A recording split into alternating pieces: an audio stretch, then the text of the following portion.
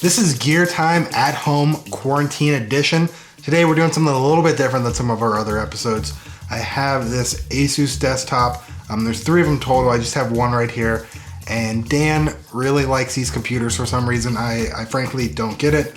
But all 3 of them have bad power supplies. So we've bought replacement power supplies. I'm gonna throw these in there and hopefully get it operational.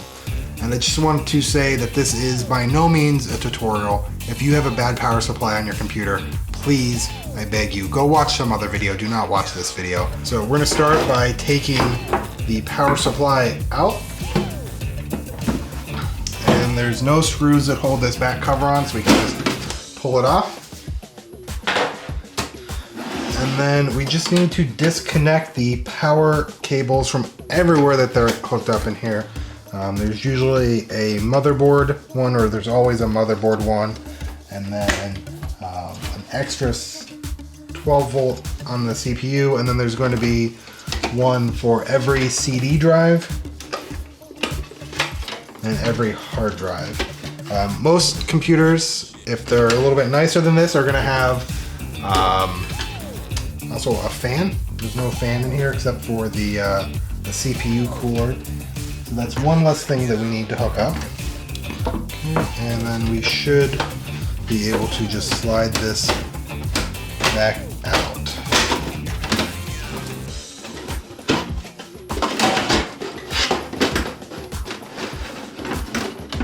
All right, so we'll go ahead and open this up. I have not looked in here, so call this an unboxing video too.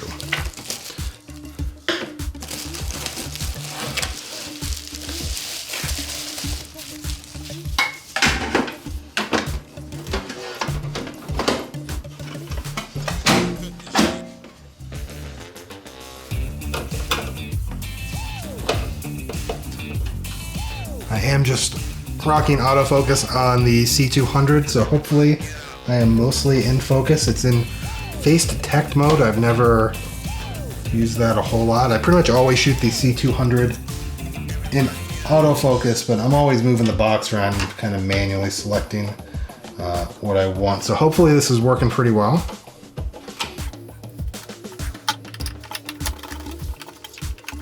And now we just have to plug everything in. The first one that I'm going to do is the motherboard, the 24-pin cable, just because it is by far the biggest cable and one that is most likely to be kind of a pain to route.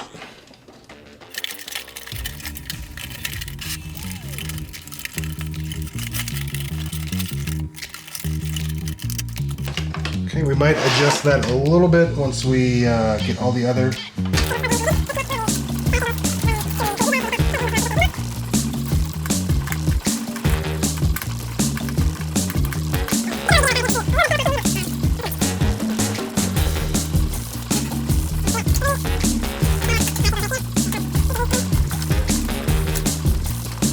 The only other cable that we need to hook in is the CPU supply here on the motherboard. And this power supply has an 8-pin that you can like split apart into 2 4-pins. So we'll go ahead and get that snapped in there. And then we just kind of want to make sure that none of these extra cables are going to interfere with the CPU cooler fan. That wouldn't be good. Otherwise, there's not a lot of options in here to kind of cable manage, so we're just going to kind of jam them all off to the side, and that's it. Go ahead and pop this side back on, and I do remember when I took this apart,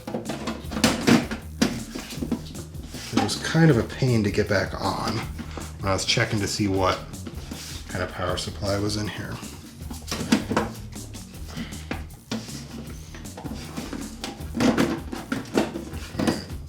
There we go. For the purpose of this video, that's as far as I'm going to take it. I am going to actually plug this into a wall and hook it up to a monitor, but down here where I'm working on this, that's not so easy to do. So hopefully it works. I don't know, we'll see. Thanks for joining us.